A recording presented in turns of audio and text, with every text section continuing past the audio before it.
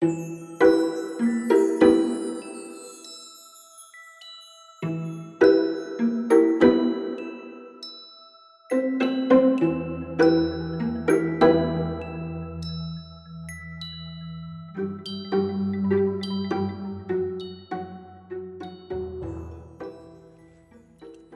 I'm going to learn how to focus a camera up close. This is Dalen with another random making encounter, and if you haven't guessed already, we're making a broom today.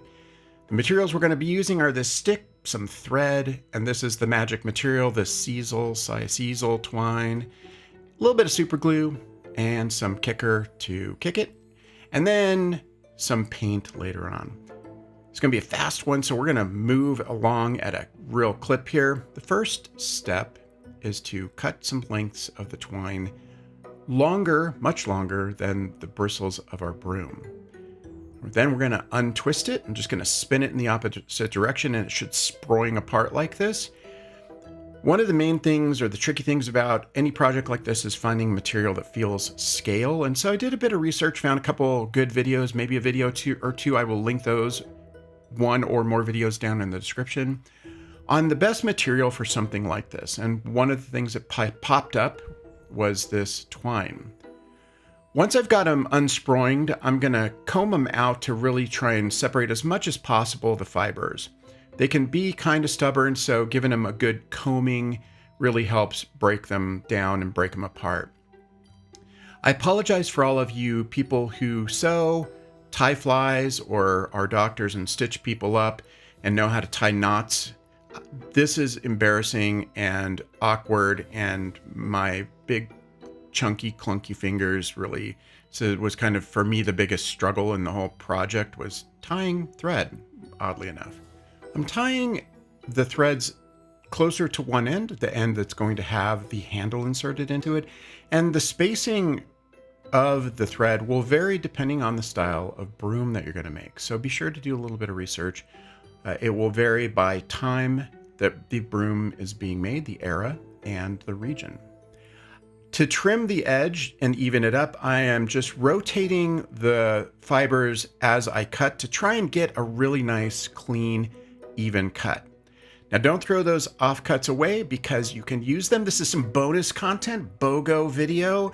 You can use them to make grass tufts. So I'm using a little bit of this tuft tack, not sponsored, and creating some blobs on some wax paper, and then you just trim up the edges, plonk them down into the tuft tack, and let it dry, and you can create very cool dead grass tufts.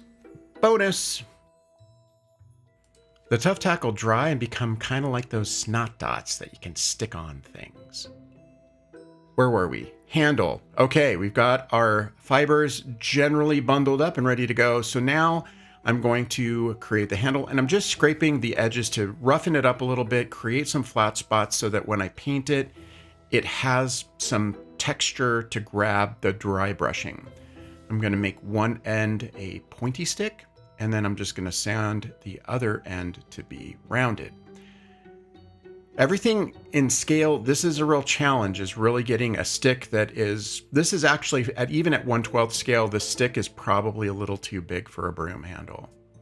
I'm going to insert the stick into the end and then adjust my little bands and then trim off the excess, keeping it still long. We're going to continue to shape the broom, but if you were trying to create, for example, a broom that has a nice flat edge, you'd probably trim it up shorter and leave it flat.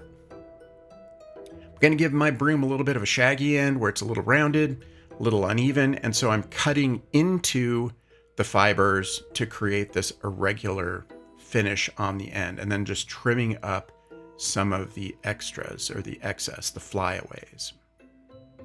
I have not glued the handle in at this point. Small little factoid there. Now, once everything is good to go, I am at this point going to drop a little drop or 10 of super glue into that handle area and then hit it with some kicker and then separate the fibers a little bit before it all completely sets up. The super glue can and will wick down into the fibers. I need to beef up those bands, that binding for the broom, and so I'm running some thread through some PVA glue, some white glue, and then just wrapping it around. This is much easier than trying to awkwardly tie it again. I can just spool it up, let the glue dry, and build these up to be as thick as I need them or want them to be. Making the broom's really that easy. We're already on to painting. And as usual, per my normal painting style, everything starts with a nice, dark, almost black coat. And then we're going to dry brush to bring it up to whatever color our handle might be.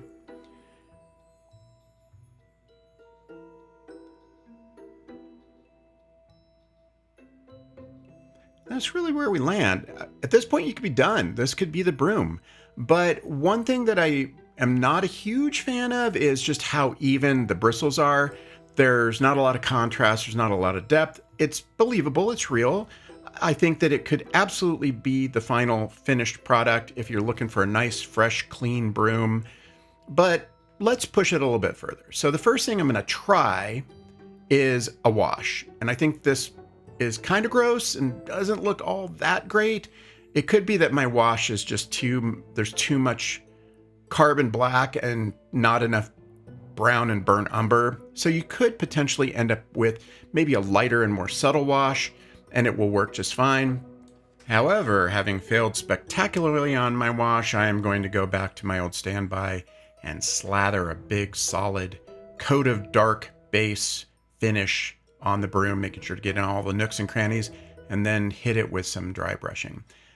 This approach for me always gives me the most control over the amount of contrast, the lights, the darks, the color, and you can use it to make it feel more cohesive as you use different materials that might have different colors inherent in them. After I do a little bit more dry brushing and finish up by painting the bands themselves, the broom is really done. This is a quick project. It's a fun one. A quick shout out to my patrons, W, Jesse, Tina, Mary. Thank you for your continued support. Please be sure to hit that like, subscribe, post a comment, feed the algorithm, visit my Patreon page. It's always good to spend time with you. This was a quick one, but we'll look forward to seeing you again with another random making encounter.